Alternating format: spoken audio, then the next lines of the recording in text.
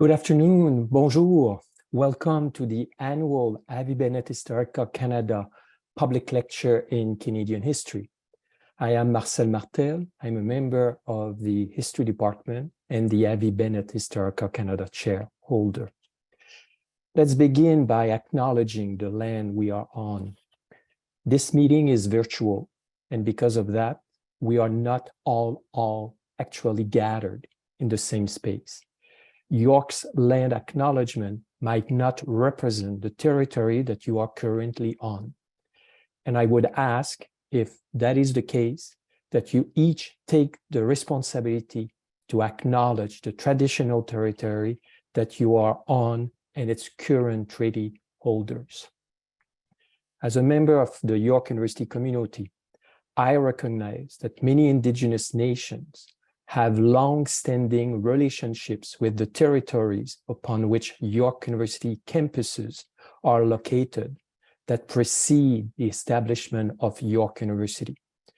York University acknowledges its presence on the traditional territory of many Indigenous nations. The area known as Takronto has been caretaken by the Anishinaabe Nation, the Haudenosaunee Confederacy, and the Huron-Wendat. It is now home to many Indigenous peoples. We acknowledge the current treaty holders, the Mississaugas of the Credit First Nation. This territory is subject of the Dish with One Spoon, Wampum Belt Covenant, an agreement to share and care for the Great Lakes region.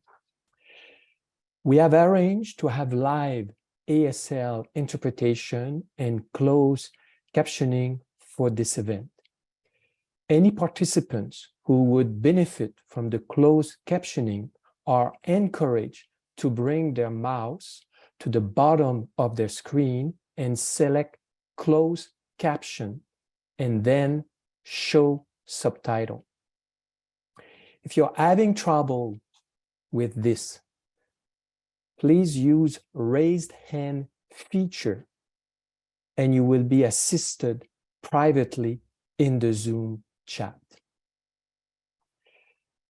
We encourage you to use the hashtag LapsConnects to share your reactions and comments on social media. And now, I invite the Dean of the Faculty of Liberal Arts and Professional Studies, John Justin McMurtry, to welcome all of us. Thank you so much, and good afternoon, everyone. Thank you, Professor Martel. I'm so pleased to welcome everybody joining us today. And on behalf of the Faculty of Liberal Arts and Professional Studies, I'd like to extend everybody a warm online welcome to York University. I would also like to begin by thanking our keynote speaker, Professor Walker, for being with us here today. I'm very much looking forward to his talk. This important lecture is in preparation for the Canadian Historical Association annual meeting, which will be held at York University as part of the Congress of the Humanities and Social Sciences in May 2023, and in person, which will be very exciting. The theme of the conference is Difficult Histories in a Global Context. Just last week, we saw additional unmarked graves discovered on the grounds of a residential school in Saskatchewan. So far, thousands of these graves have been uncovered. This horrific reality has forced many Canadians to come face to face with one of the most difficult parts of our history. But Canada is only one of the many countries with a difficult history that it is yet to fully absorb. Questions like, how can scholars approach the theme of difficult histories? How can they research and write about this theme in a critical manner? Is even the term critical appropriate to these discussions? These are some of the questions that will be addressed at the Canadian Historical Association annual meeting. Today, Professor Walker will help us to better understand some of these complex questions. But before he begins, I just want to say a few words about the annual Avie Bennett Public Lecture, which is part of the activities organized by the Avie Bennett Historica Canada Chair in Canadian History, who you just met moments ago. The chair was established in 2004 by the Historica Foundation of Canada, endowed by York Chancellor Emeritus Avie Bennett. For the last 19 years, which is an incredible amount of time, the Avie Bennett Historica Canada Chair in Canadian History has promoted the study of Canada's heritage and ensured the academic vitality of the discipline. In keeping with this goal, I'm very pleased that Professor Walker is joining us here today. His extensive research and work in the histories of the Canadian racial state are critically important to our conversations. And at York, and indeed in LAMPS, we have begun to make inroads into addressing anti-Black racism, but we have so much more work to do. So today I'd encourage everybody to listen and to learn, and hopefully to continue with us as we work towards equity and inclusion. So with that said, I'd like to turn it over to Associate Dean of Students, Professor Michelle Johnson, who will introduce Dr. Barrington Walker, the inaugural Associate Vice President, Equity, Diversity, and Inclusion, and Professor of History at Wilfrid Laurier University in Waterloo, Ontario, Canada. Thank you all so much.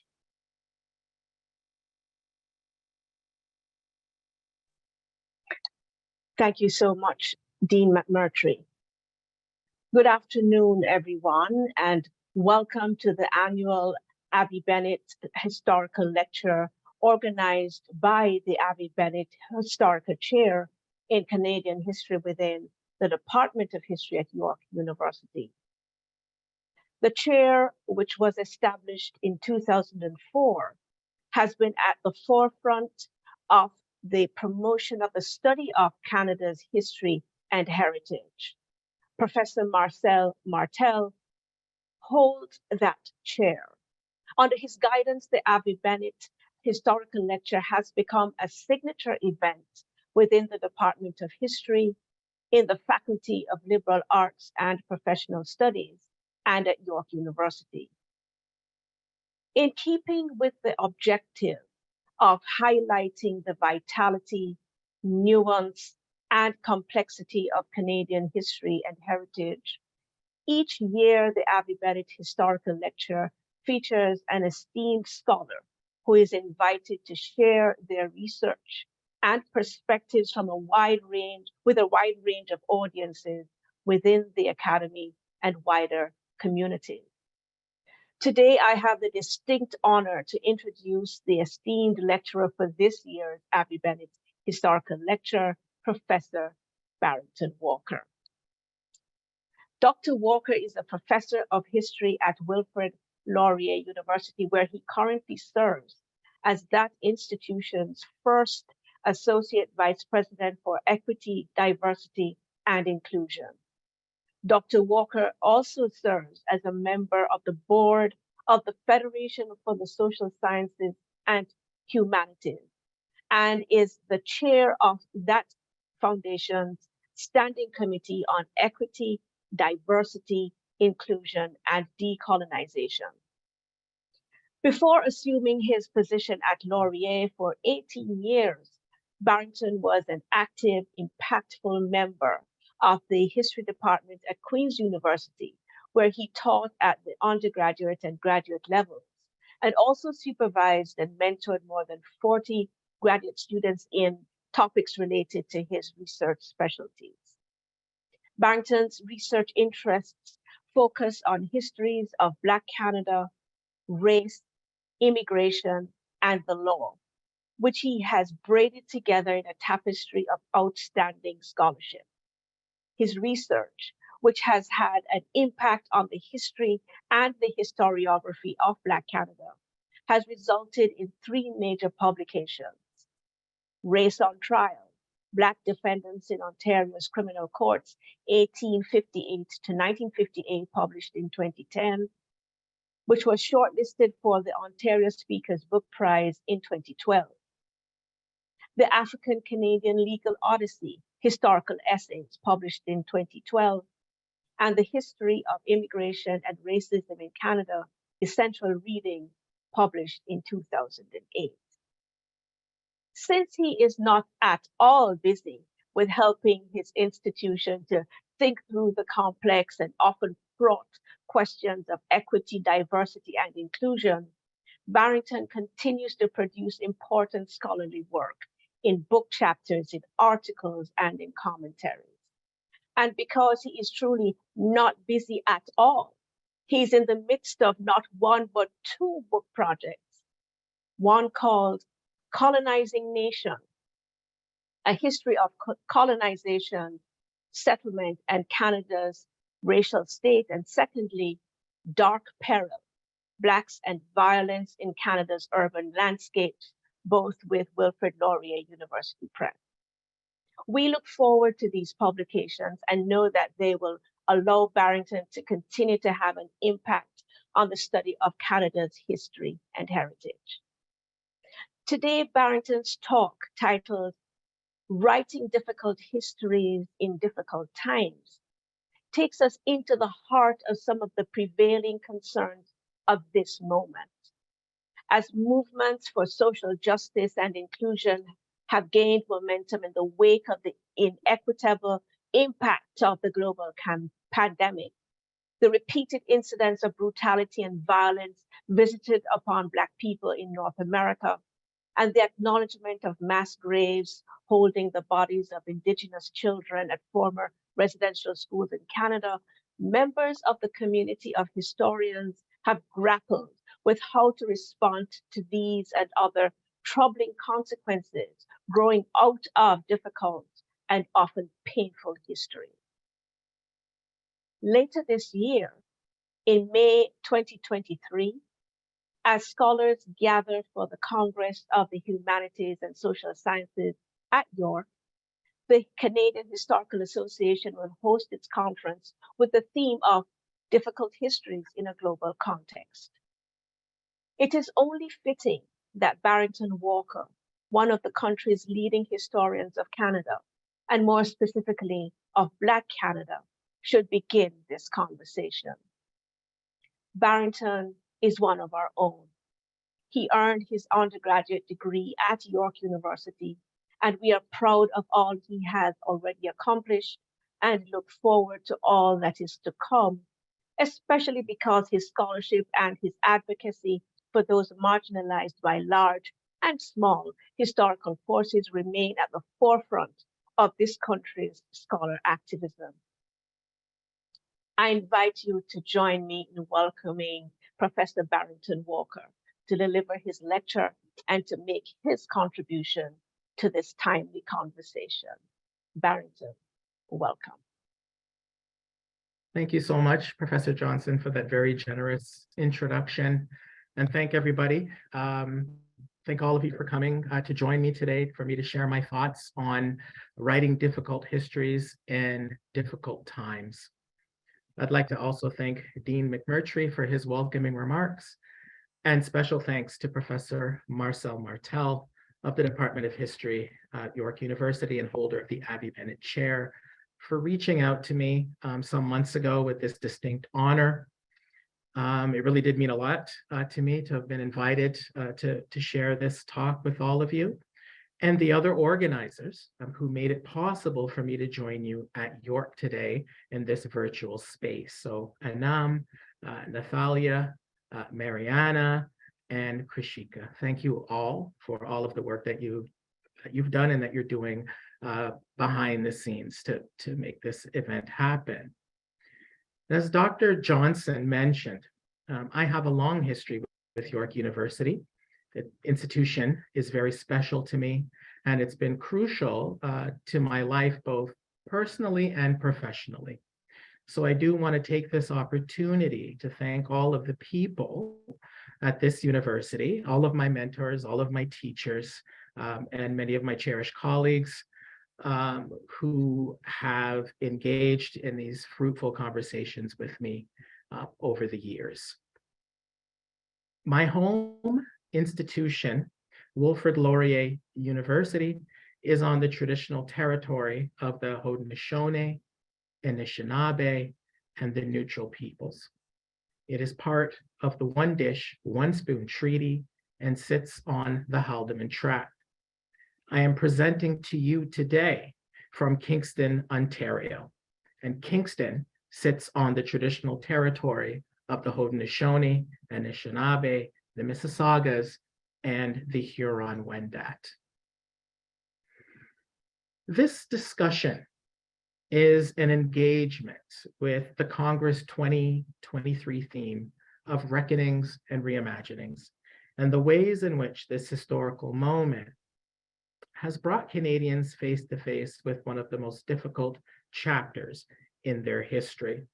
And that would be the discovery, rather, of unmarked graves at former residential school sites.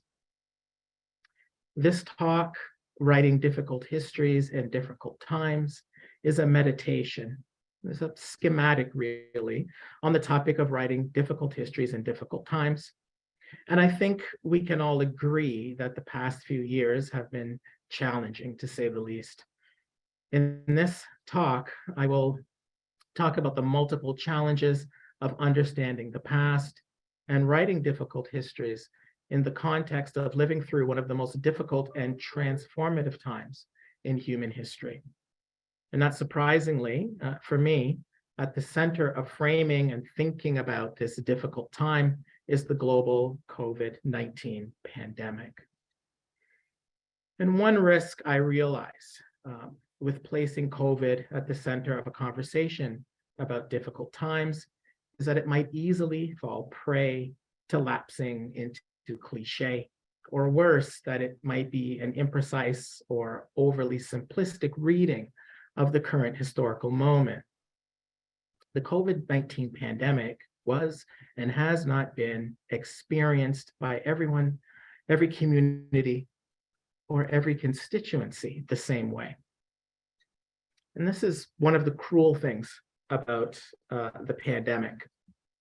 And historically, this is not necessarily unique, but this inequity, the series of inequities, have reasserted themselves during this time, and it has strained the limits of whatever common civic culture remains in the wake of the long neoliberal assault on the social welfare state, broadly defined. And this assault has been made all too evident as the tattered remains of the welfare state proved to be barely a balm for the worst pandemic since the Spanish influenza outbreak. One popular aphorism is that whilst we have all been in the same storm during the pandemic, we have not been in the same boats. Some of us have been on rafts and lifeboats, and others have been in yachts. And this, as we know, is one of the things that's made the pandemic so jarring and so revealing of how long-standing historical and historically produced inequities have created sometimes wildly different perspectives, outcomes, experiences, and outlooks in the context of what is ostensibly a common experience. COVID-19 rests at the nexus of contested knowledge and power. It is also, or soon will become, a contested terrain of historical memory. The contested ways in which this period is and will be understood by professional historians and others is mirrored in key charged civic debates that place history at the center of how we understand and shape our present. This talk explores some of the fractures and contestations that have not been quite created, but certainly amplified by what historians are already referring to as the age of COVID-19, writing through an historical epoch while living through it, much like what I'm attempting to do here. Other scholars in adjacent fields, and by this I mean fields adjacent to history, in works too numerous to mention here, have focused on the intersection of COVID-19, the COVID-19 pandemic, and the ways in which it has both animated and affected social movements. The Harvard Law Petrie Flom Center School Bill of Health blog explores the intersection of public health and social movements during the time of COVID-19, and particularly during the time when the COVID-19 pandemic was in quote unquote full force. And the witnessing of Black Lives Matter, uprising against police violence, and demands for medical attention by people living with long COVID, and specifically how they've been impacted and how they have responded in terms of their tactics. This work and similar works by authors like Jeffrey Players also talks about the role of quote unquote reactionary forces, capitalist and state actors, and the brutal ways in which they have addressed some of the protests that have emerged during the pandemic. I want to suggest that just as the COVID-19 pandemic has produced heightened demands to the state in the form of social movement politics that have coalesced around combating racial injustice, colonial injustice, class inequality, and disability injustice, so too has it produced and amplified long-standing demands for us to understand our history from the perspective of marginalized populations. I think it is also true, however, that some of the binaries of history from above and below, while still useful, while still crucial to the way in which we think about history, will be perhaps, I'd be interested to hear what folks have to say in the Q&A, of decreased utility and efficacy during this time and as we reflect back on the COVID-19 pandemic. So I don't seek to make a causative argument about the relationship between the age of COVID-19 and growing demands on history, though I do think that evidence to make the case exists. That's not exactly what I'm going to do here. The argument, rather, here is correlative. I want to explore these issues in the context of a case study, Blackness and the Challenge of History in Canada. And when I get to this part of the talk, I want to explore the historically grounded demands espoused by the Scarborough Charter and some of the nascent and seemingly from quite a small resistance from a minority of scholars and the pushback, and scholars and others, that has occurred in the wake of this document.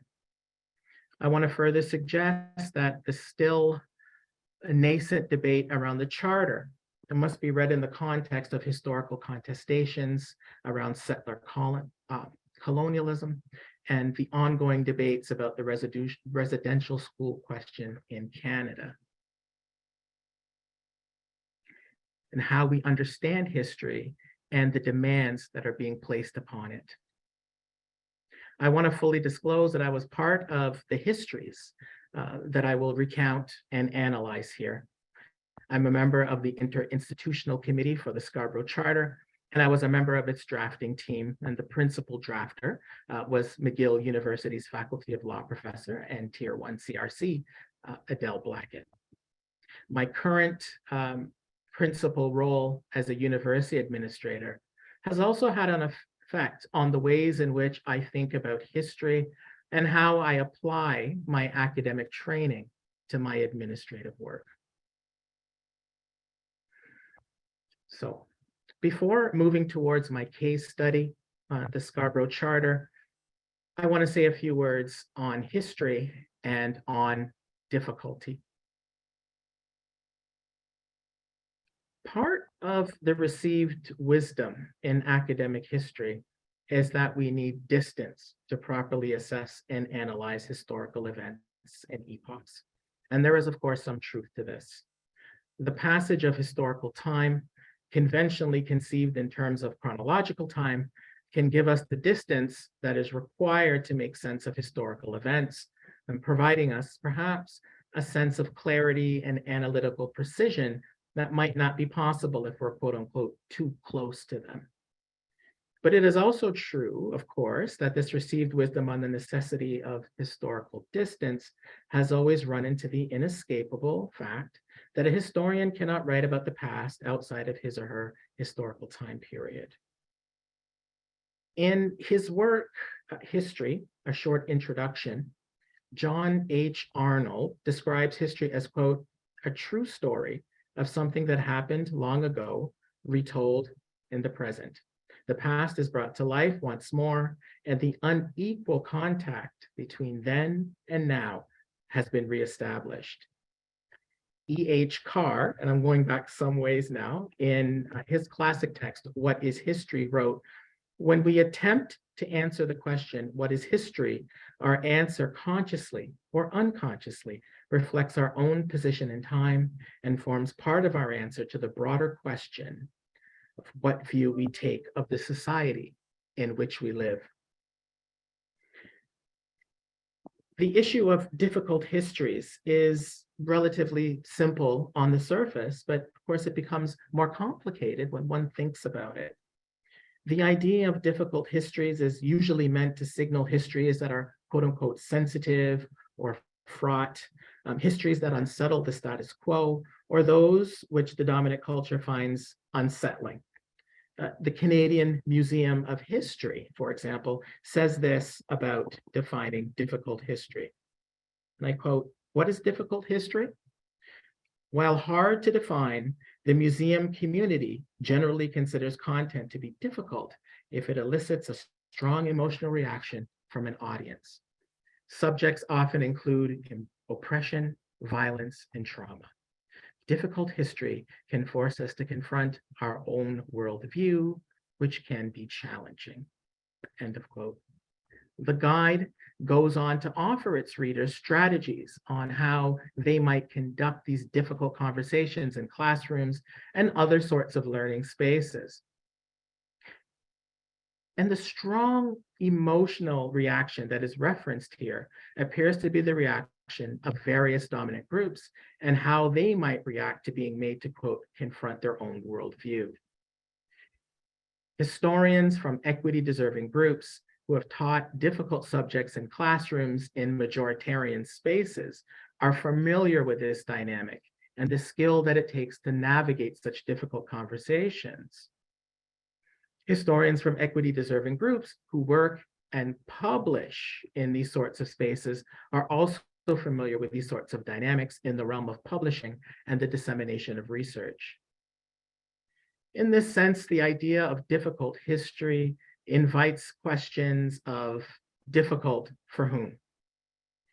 The opening up of the field of history, in large measure, but by no means entirely, was driven by those with the lived experience of moving in and through difficult historical legacies. The move to opening up traditional history to those on the margin is by now decades old.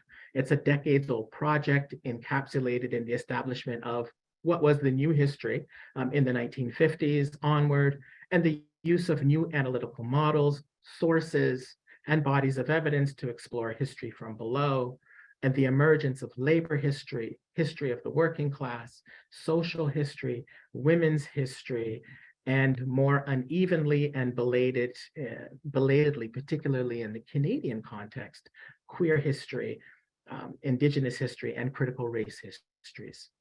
These newer histories have also been explicitly tied to political projects or social movements for societal transformation.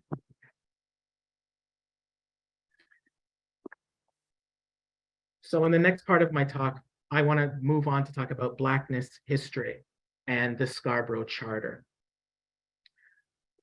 One day, historians will undoubtedly write the history of the Scarborough Charter and the long-term and immediate context that gave rise to it.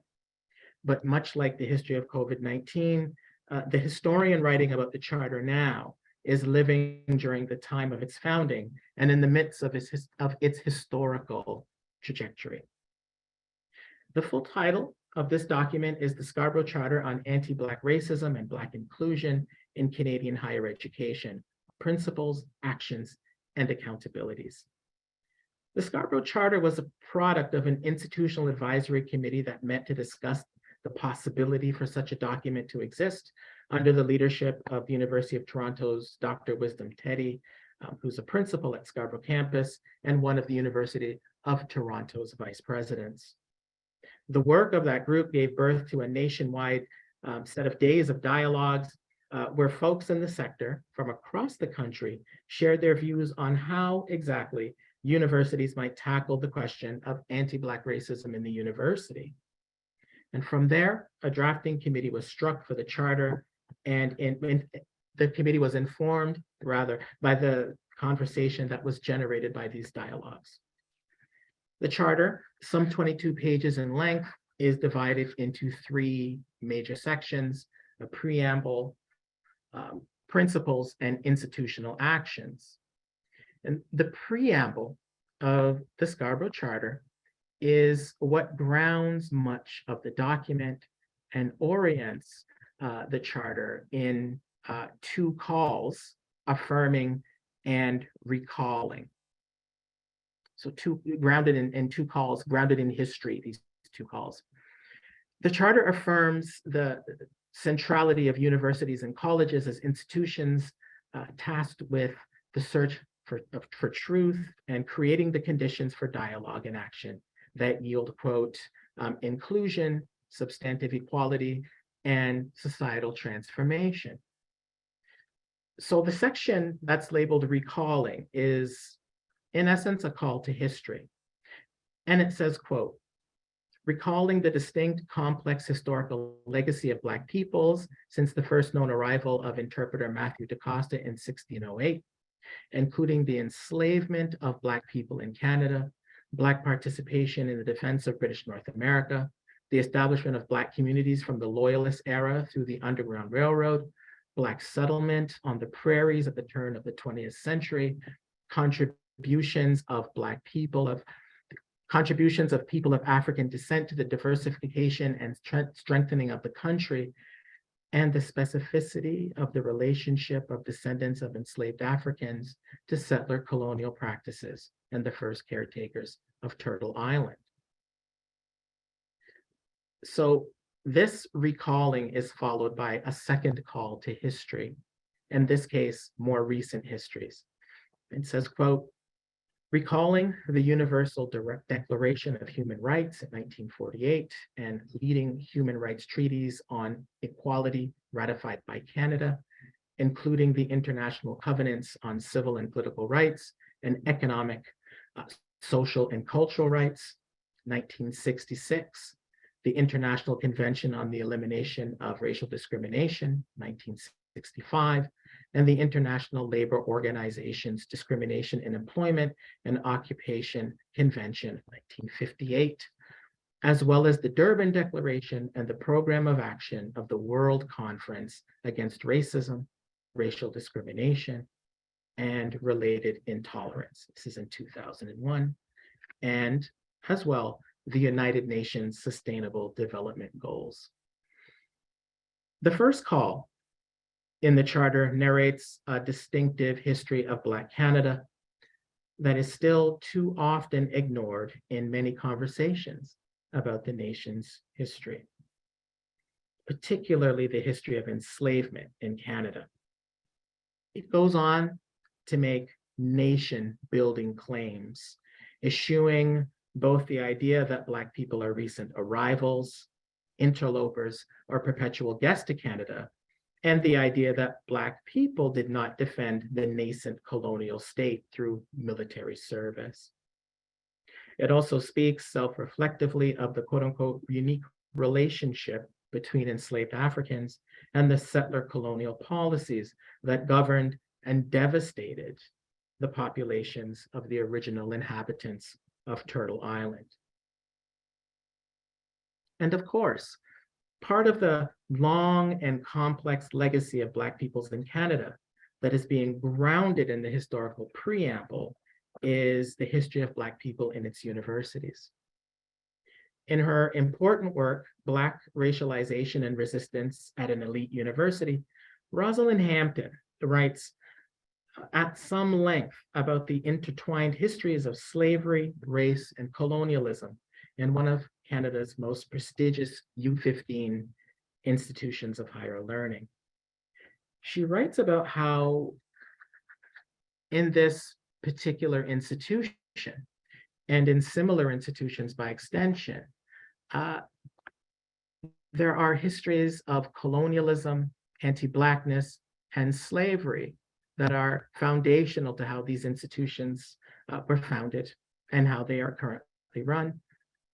And she points to histories of anti-Blackness and slavery and how disentangling these histories requires what she calls a critical engagement with history. And she says, quote, "A critical engagement with history and how it is constructed can force dominant assumptions about the university and the nation of Canada into question.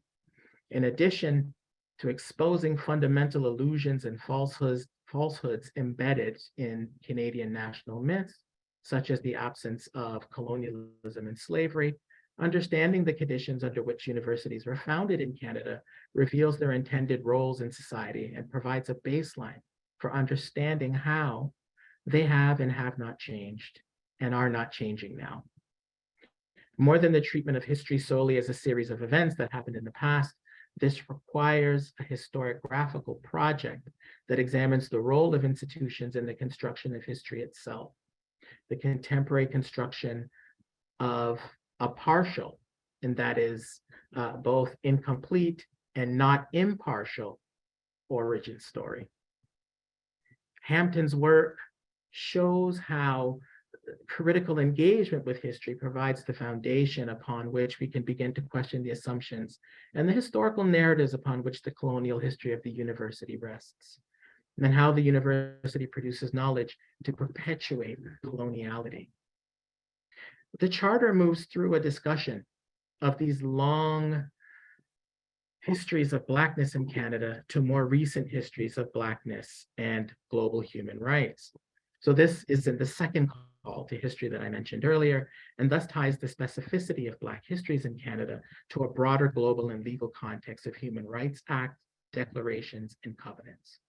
And all of these universal human rights instruments are themselves the product and the result of historical contestations around freedom and their role, albeit uneven, in making the argument for Black humanness in the face of violent expressions of modernity that have dehumanized Black people in Canada and elsewhere. So tying these Black Canadian histories to a rights discourse is a rebuke of the idea of a dispassionate or objective history wherein the facts speak for themselves in the traditional or Rankian ideal of history that has long been in retreat, but also the enlistment of history in the service of reparative justice and the role that institutions of higher education should play in this work. Moving from these historical claims, these demands for centering Black histories in Canada to explicitly making the claim for action through legislative instruments of national and international institutions, embracing, quote, constitutional and quasi-institutional frameworks for redressing systemic discrimination and promoting substantive equality that flow through the Canadian Charter of Rights and Freedoms and federal and provincial human rights codes and charters, and employment equity, pay equity, and transparent legislation is at the heart of what the Charter asks of Canadian institutions. The Charter does admittedly stop short of mentioning Black Canada's links to global decolonization movements. It could have also been more forthcoming on reparations and reparative justice, but hence are the limits of a document like the Charter. It is nonetheless an answer, albeit a partial one, to the call in this year's Congress theme about how we might start talking about resistance, joy, love, and thriving of marginalized people in Canada. It provides one tool in and through which we might think about re-narrating national belonging through our reckoning with different and unconventional histories in Canada. Much of the basis of this grounding in the difficult histories that comprise the experiences of Black people in Canada and the ways in which these histories re-narrate the nation, the Charter proposes prescriptive actions designed to address historically produced and embedded inequities in the university. It calls for Black flourishing and inclusive excellence through the fostering of greater representation and by combating Eurocentric curriculum and epistemology, and through proactive measures for decentering both of these. In this way, the Charter is also part of a larger institutional EDI efforts. And here I am giving a nod to the administrative portfolio that I've held over the past 3 years as an AVP EDI, and for about 1.5 years at my previous institution, Queen's University, at a previous stage in my career. EDI work involves many things, but one of the things that it does require is an engagement with precisely what I have been addressing here, difficult or critical engagements with history. This must not be done in a way that is crude or instrumentalist, but in terms of gaining a critical understanding of the past, of these institutions, the institutions that we inhabit, and how this informs the present. The pushback to equity, diversity, and inclusion work is significant. Some of it's well-grounded. Many scholars fear that EDI work is being taken up by institutions precisely in the sorts of ways that move us away from a critical engagement with difficult history, or the difficult times that were mentioned earlier in this talk and in the editorial pages of a journal named Kritka. These scholars fear that EDI work is being taken up as a historical window dressing, and that the commodification of difference is being produced in ways that flatten or even elide the difficult colonial histories and uneven relationships of power that critical and difficult histories seek to unearth. EDI initiatives such as inclusive excellence, cohort hires, and the Scarborough Charter can feel like, to paraphrase my friend, sociologist, Dr. Tamari Hitosa, can feel a bit like rearranging furniture in a burning house. Other articulations and resistance to EDI are grounded in a more traditional idea of the university, and by extension, its history. I don't want to give too much air to these sentiments in this talk, but I am ethically bound to respectfully engage, but not agree with them in my administrative portfolio. Opposition in this camp rests on a traditional idea of the university, and the arguments are not new, and you'll be familiar with them. And by extension, the arguments that these sorts of proponents tend to make about history and the history of the university. Now, one piece that has been written in staunch opposition to the Charter describes it as inimical to the mission of the university, where its community is united by the common purpose of what the scholar calls a life of the mind, academic merit, high academic standards, and fairness. Fair enough. These are important values, and I have no quarrel with them. But this sort of critique, to my mind, lacks any sort of engagement with Hampton's analysis of the university and its role in shaping colonial history. It also fails to seriously grapple with the history of identity-based exclusions that have characterized the university since its founding and into the present day. I have focused my remarks in this talk on anti-Blackness and the Charter rather deliberately. I recognize that most of what has animated this moment in Canada of racial reckoning and the role of history in the conversations has been the discovery of mass graves of Indigenous children. The discussion of anti-Blackness in Canada rests within this context, and I recognize that. The contestations about the role of history, academic and otherwise, in the context of these difficult histories of colonialism and colonial violence, been rather startling to witness over the past few years. The contestations about the role of history,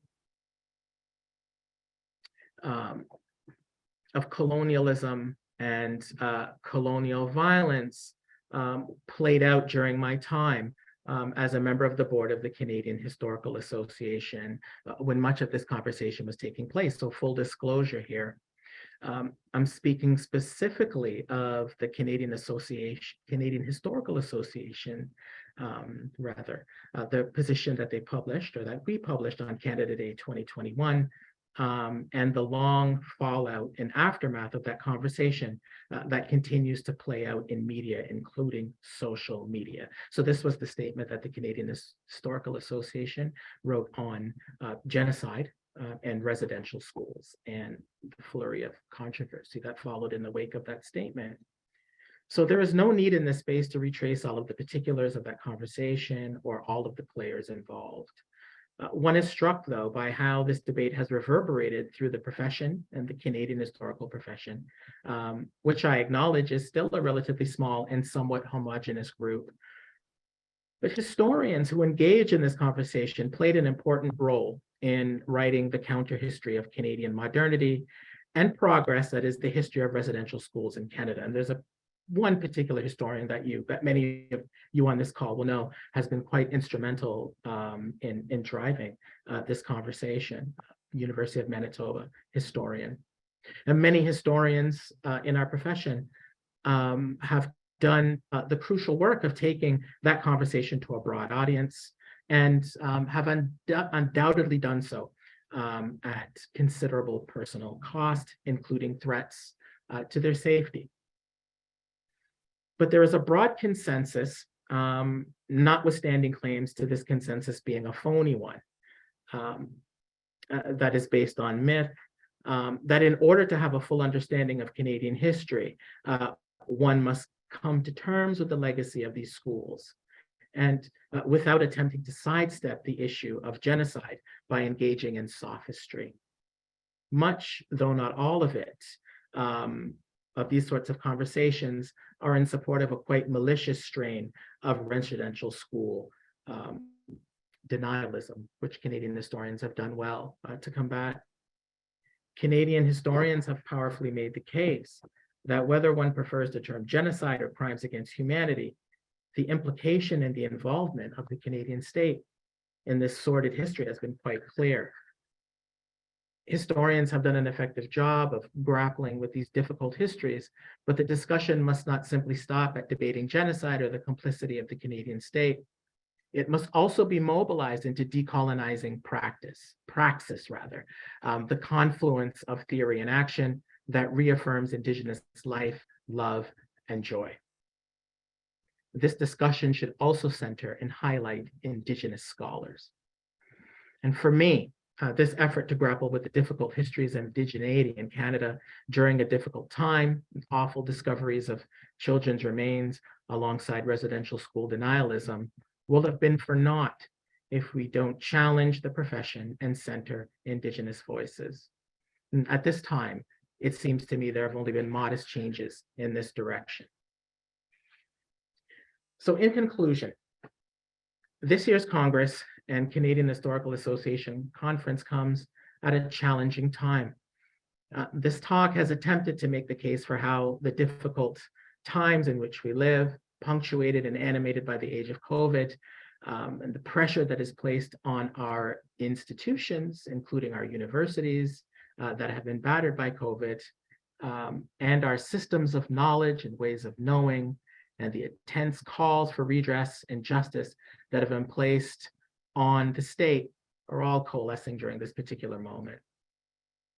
They have centered these conversations at as difficult and contested histories in the aim of creating a more inclusive and just future. They have also sought to do this in ways that affirm the lives and experience of those traditionally cast as marginal to historical grand narratives of nationhood, modernity, and progress. And this has not surprisingly created a backlash, but this is nothing new. In the introduction to the iconic collection, Let the Niggers Burn, that was produced in the aftermath of the Sir George Williams affair, one scholar referred to the repression of the Canadian state during that time as a frontlash rather than a backlash, and that aptly describes some of the reaction to the insurgent histories that are taking place in public discourse during this time. And I would like to end on a note that I have only broached obliquely and quite briefly in this talk.